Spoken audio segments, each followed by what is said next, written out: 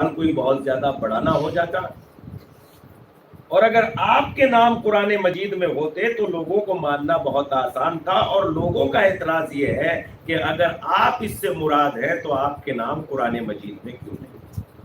یہاں تک ابھی یہ باتیں حدیث کی چل رہی. یہاں سے میں ایک جملہ کہتا ہوں، اچھا ٹھیک ہے، اگر اہل بیت کے ہی نام ہونے کی ضد ہے اور اس لیے نہیں مانتے کہ ان کے نام نہیں ہیں، تو جن کو مانتے ہیں انہی کے نام بتا دیجیے. یہ جملہ میرا ہے. اگر یہی ضد ہے تو پھر یہ بتا دیجئے کہ جن کو مانتے ہیں انہی کے نام دکھا دیجئے.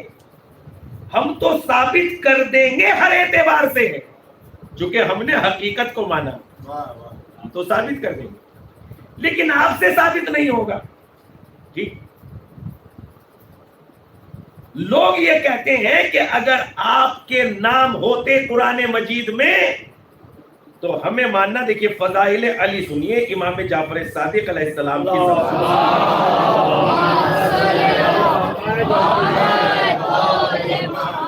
کی ایک جملے میں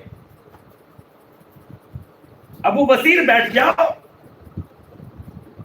گویا کہ پیشانی پر بل آئے اور امام نے کہا ان لوگوں سے جا کے کہہ دو جو یہ بےہودگی پیدا کرتے ہیں، ان بےہودہ لوگوں سے کہہ دو جو اس طریقے کی سماج اور ملت میں مثلا الجھاؤ پیدا کرتے ہیں، جوانوں کو الجھاتے ہیں، ان بےہودہ لوگوں سے جا کے کہہ دو.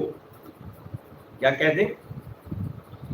یہ کہہ دو کہ اللہ حکم نازل کرتا ہے، حکم کے تفصیلات اس کا پیغمبر بیان کرتا ہے.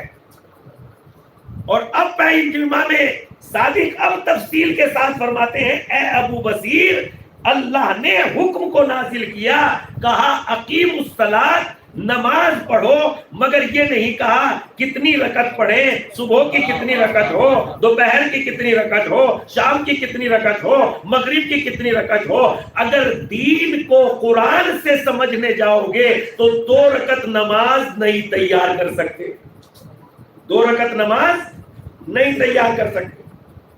تو یہ رکعت کس نے بتائی؟ رکوع کیسے ہو کس نے بتایا؟ سجدہ کیسے ہو کس نے بتایا؟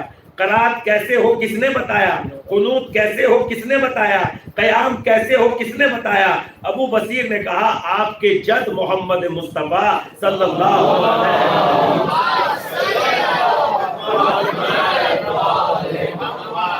رک کے سنتے رہیے گا، ٹھہرتے ٹھہرتے. آپ کے جد نے بتایا. امام صادق نے دوسری آیت پڑھی، حج البیت من استطاع الیہ سبیلا، جن لوگوں پر اللہ کے گھر کے جانے آنے تک کی استطاعت ہے ان پر اللہ کے گھر کا حج واجب ہے.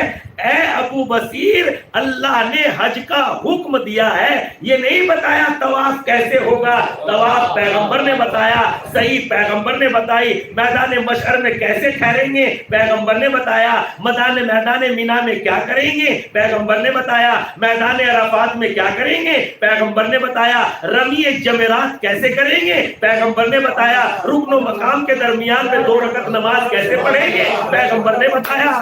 سبحان اللہ، بہت اچھا لگتا ہے. ٹھیک، یہ سب کس نے بتایا؟ کہ آپ کے جد محمد مصطفیٰ نے بتایا.